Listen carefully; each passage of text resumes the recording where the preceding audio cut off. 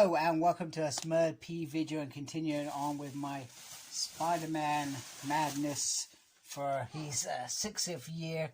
I am looking at Spiderman Omnibus by John Byrne, who is a legend in his own right and very talented artist. At least I hope I got that right, otherwise I'm going to be very embarrassed in the next few minutes. And this is easily, probably,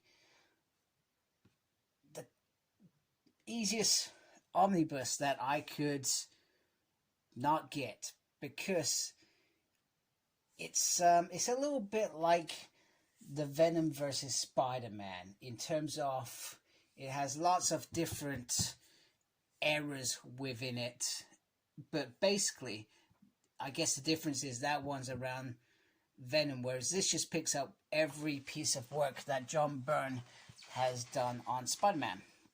So first of all, we have this amazing cover, which is based on, what's the word? It is based on, if I can think of it, the Amazing Spider-Man, which was sort of like a reboot in 1990. Now, that run obviously starts as Amazing Spider-Man #1, and then it stops at, I'm going to say, issue 18.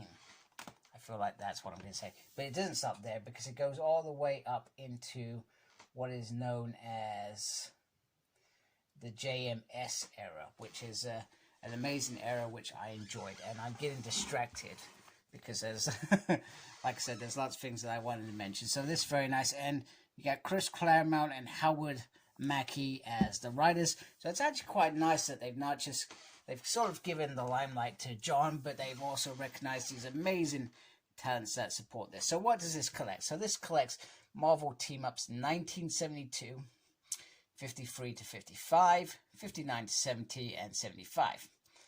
Then Amazing Spider-Man 189, 190, and then 206. And then Annual 13. And then we go on to Peter Parker. So this is probably the most consistent part of it.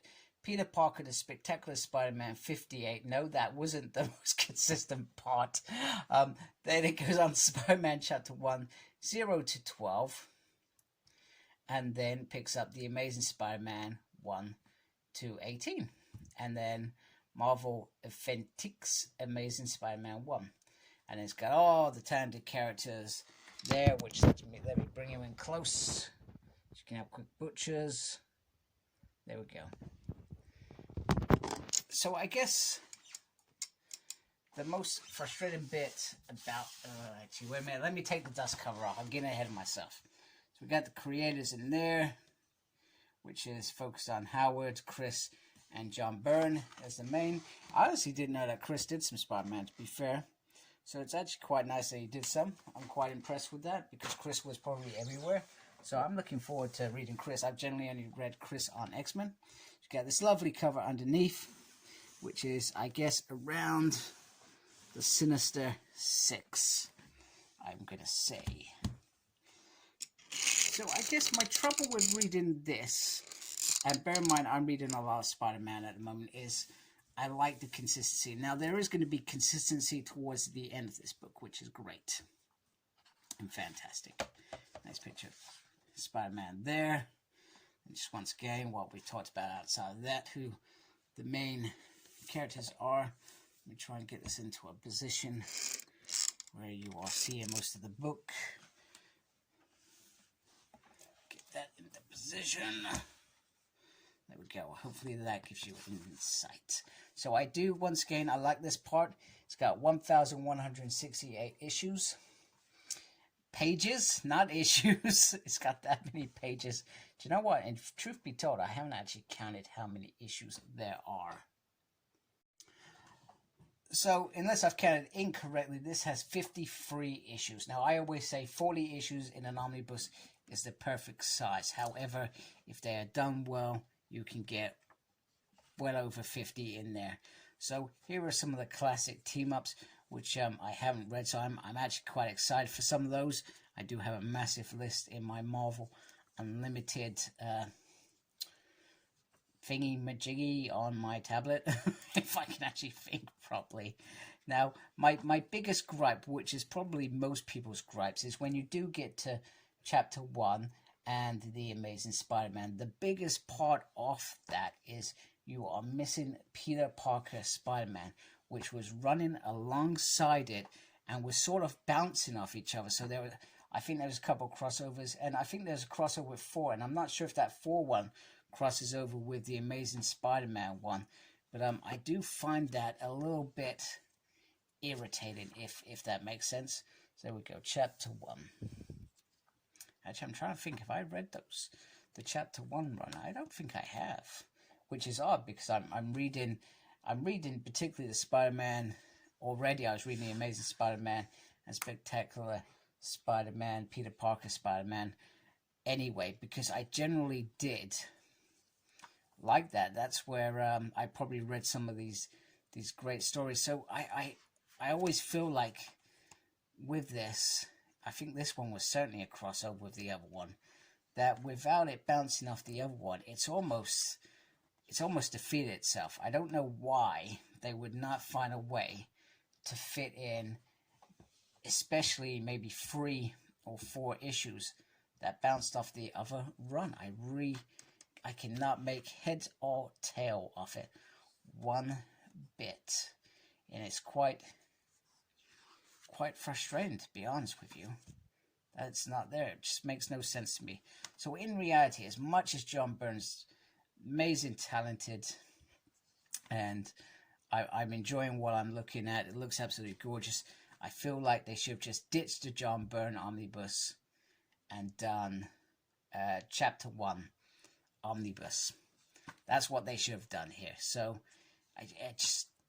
and Marvel always delivers, so I find it quite inconsistent why they couldn't allow those odd issues to go in there. Now, I guess the only other thing that they could do is they could potentially do the Peter Parker Spider-Man as a oversized hardcover, perhaps. I feel like that may work. I don't see why not. But yes, it's just a little bit disappointing that is like that, and very, very weird. But anyway, I've brought it. Now what I'm gonna do, I'm gonna be really weird. I'm gonna read the issue in here and then go straight over to Peter Parker on my tablet because I've got that. But not everybody's got that. Not everybody pays for that service. So if you're buying an omnibus because you want that whole Chapter 1 experience, you're not going to get it because Peter Parker's not in here. And to be honest with you, that was probably my biggest thing about this omnibus. And also, I think I did buy this, not just to show it off. I think I did buy it because I thought there was more of the Amazing Spider-Man issues in here as well from the 70s, I guess it would be. So clearly, I missed a trick there. Hey, maybe I've... No? Okay. Oh, maybe I did read that. Oh, okay. Maybe I have read Chapter 1. Seeing those covers. So, very, very excited. Very, very happy to have this, I think. It just means that I've got to do a lot more work. I'm just hoping that some of those older issues, I don't have to look at something else. Anyway, I hope you liked my overview, I guess my thoughts on this. And make sure you look after yourself, very important. If you haven't already, I'd appreciate you subscribe to my channel. If you have, thank you very much. I do appreciate all the support you guys give me. And I look forward to chatting next time. Take care of yourself. Embrace geekiness. Goodbye.